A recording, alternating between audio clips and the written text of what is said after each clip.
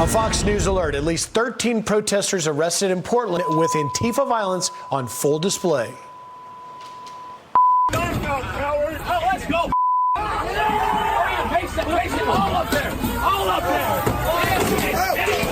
Andy No is a conservative journalist attacked by Antifa in Portland earlier this summer. He joins us now along with former Antifa member Gabriel Nadales. Good morning, gentlemen. Thanks for being here. Andy, I want to start with you. Back in June, you were attacked, and yet again, we saw on the streets of Portland more of the same violence. Your thoughts?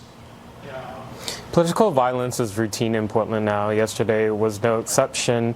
There was a lot of fear of there being massive bloodshed, and in the end, nobody was killed. And apparently here, that means it was a success. But what happened was that people were maced and beaten on the streets. You had masses of demonstrators come out to confront. Some of them confront physically a much smaller group of right-wing protesters, and in the footage that you're playing, how they targeted people were, once they were separated from the group, for example, walking to their cars, they would mob them, and some of them had weapons. You see, Gabriel, in the video we were playing, that's a hammer breaking the glass. The mayor out in Portland, Mayor Ted Wheeler, calling it a largely peaceful event. It looks like anything but, Gabriel.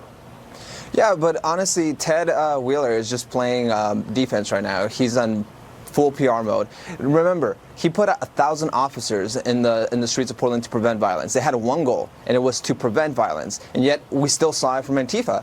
Honestly, this is exactly why we need to declare Antifa a domestic terrorist organization, because apparently a city's entire police force was not enough to stop Antifa. We have to be proactive about fighting against Antifa, not reactive. Well, when you say fighting against them, I want to ask you one more time, Gabriel. You know, when I was tracing the roots, you go back to the Battle for Seattle in 1999, this black bloc tactic, cover yourself, and now it's gotten to the level, as Andy was saying, it's every weekend, it seems like, in Portland, there are these violent protests. Is it time, as President Trump is calling for, to label the Antifa a domestic terrorist organization? I definitely think so. I think that labeling Antifa a domestic terrorist organization is going to do two things. First of all, it's going to dissuade people from joining, and it's going to help us track people down. The second part, it's also going to send a strong message to college professors who think that it's okay to defend Antifa. Mm-hmm. Let me give you an example. At the University of Wisconsin, there was a professor a few weeks ago who wrote a piece claiming that Antifa was a form of self-defense. Well, I have no idea how trying to pull people out of a bus is a form of self-defense. Yeah. I mean, this is just ridiculous. We have to stop. And Andy, let me ask you, why did you go back? You went back to the streets of Portland. We saw your video yesterday, and yet you're willing to go back into the line of fire, if you will. So I'm in Portland, and my reporting is ongoing, and for security reasons, because I'm still getting ongoing threats, I can't go into specifics of where I was yesterday.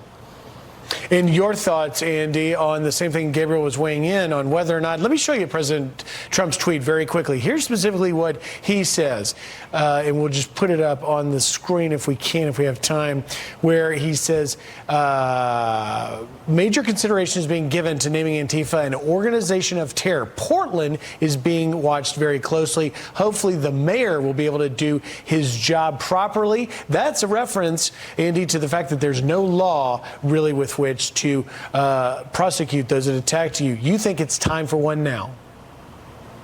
Yeah, so we're now over 7 weeks since the beating in Robbery, and people can still come to these demonstrations wearing masks and bringing weapons. And yesterday there should have been at least 100 arrests. In the end, there was only 13. You know, this was supposed to be the full show of force of the Portland police, and what I saw was police retreating quite frequently, and then during those moments is when violence would break out, and then they would respond, but they wouldn't take preemptive actions.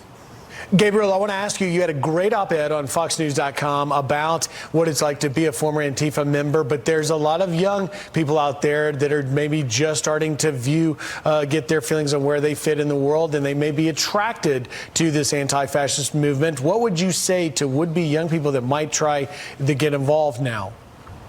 Well, as you mentioned, Antifa sounds good. It really sounds good. But what I would say to these people is that it's not. Because once you get into Antifa, you realize how hateful and violent they are. You realize that they're not standing for something. They're not fighting fascism. They are the real fascists. All right. Thank you very much, Gabriel and Andy, for being out there and talking to us today. We should point out that it is also far right-wing protesters like the Proud Boys and others that do come and cause some of this to clash. Thank you very much for being here today, guys. Thank you. All My right. pleasure.